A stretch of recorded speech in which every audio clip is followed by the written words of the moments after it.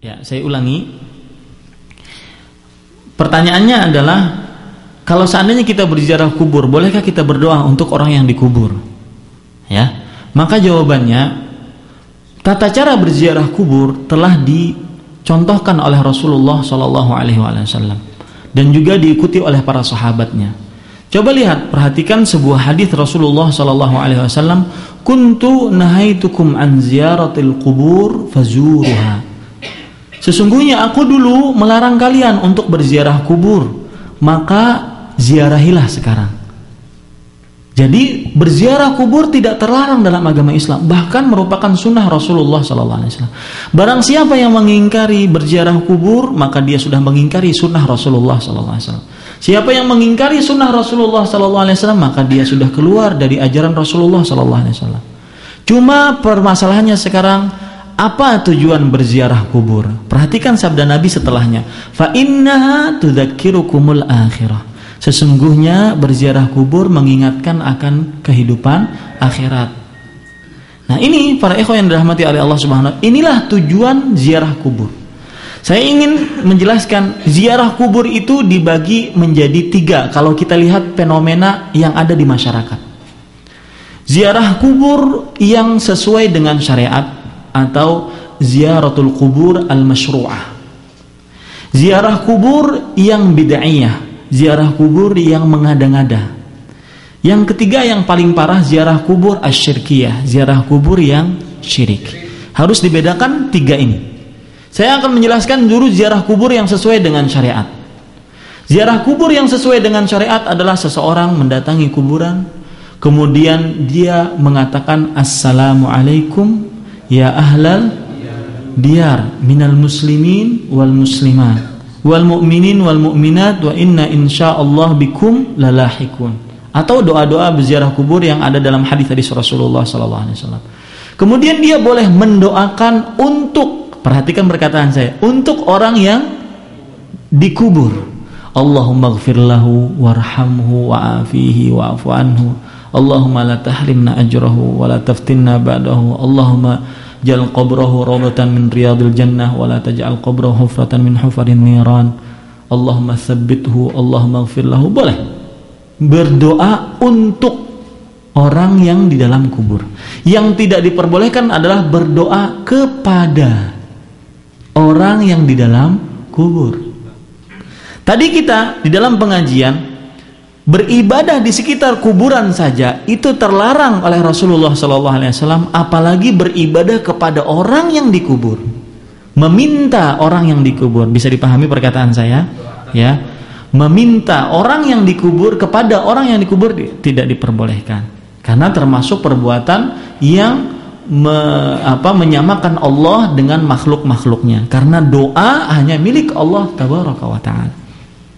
Nah, itulah ziarah kubur. Jadi kalau kita lihat ziarah kubur yang sesuai dengan syariat atau al-masyru'ah, banyak faedahnya. Pertama, ya, berziarah kubur mengingatkan orang yang berziarah untuk ingat kepada kehidupan akhirat. Apa gunanya kalau orang ingat kehidupan akhirat? Dia akan taat beribadah, jauhi maksiat, menjauhi maksiat.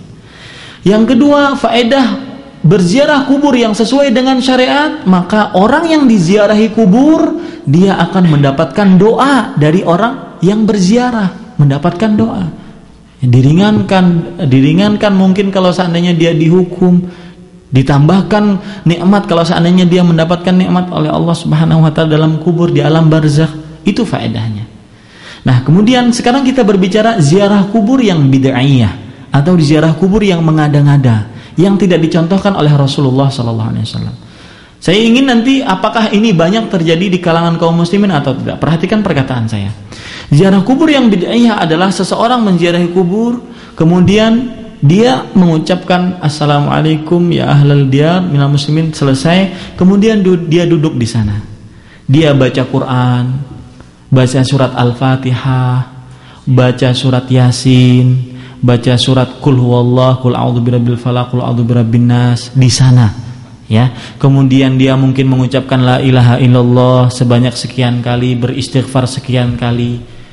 Kemudian dia juga kadang-kadang menempatkan bunga-bunga di sana, kemudian disiramkan air, ya, atau menempatkan air di sana, bukan disiramkan tetapi bawa aqua atau bawa botol yang berisi air ditempatkan di sana dibaca. Nah, ini semua tidak pernah dikerjakan oleh Rasulullah Sallallahu Alaihi Wasallam. Kalau seandainya kita tidak pernah dikerjakan oleh Rasulullah Sallallahu Alaihi Wasallam, saya pribadi tidak berani menganjurkan kepada kaum muslimin untuk melakukan ini, karena nanti saya di hadapan Rasulullah Sallallahu Alaihi Wasallam akan ditanya, kamu wahai Ahmad Zainuddin, siapa yang nyuruh kamu seperti ini? Kenapa kamu memerintahkan orang untuk melakukan seperti ini? Saya kan tidak merintahkan. Kalau itu baik, pasti akan dikerjakan oleh Rasulullah Sallallahu Alaihi Wasallam dan para sahabatnya. Tetapi tidak pernah dikerjakan oleh para sahabatnya, dan alhamdulillah kita belum mendapatkan riwayatnya bahwasanya Rasulullah Sallallahu Alaihi Wasallam kalau menziarahi kubur, misalkan beliau sering berziarah kuburan Baqi, beliau pernah berziarah kuburan syuhada Uhud, ya, beliau tidak pernah duduk di sana lama kemudian baca zikir, baca doa, kemudian baca ayat Al-Quran atau surat-surat tertentu, itu tidak pernah. Para sahabat juga radhiyallahu anhum, setelah Nabi meninggal tidak pernah mereka datangi kuburan Rasul, mereka sama-sama di sana baca Quran, sama-sama mengelilingi kuburan Rasul, nggak pernah. Kalau mereka berdua tidak pernah mengerjakan, Nabi dan para sahabatnya, lalu kita mau mengikuti siapa kalau seandainya kita diperintahkan untuk mengerjakan seperti itu?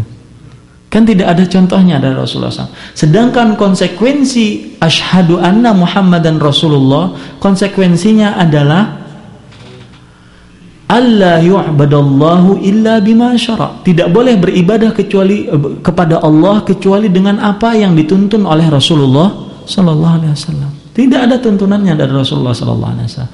Nah, ini salah satu ziarah kubur yang disebut dengan ziarah kubur bid'ahiyah. Antum harus bedakan.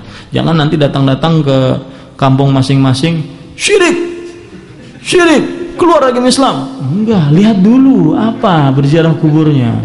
Ya, hati-hati.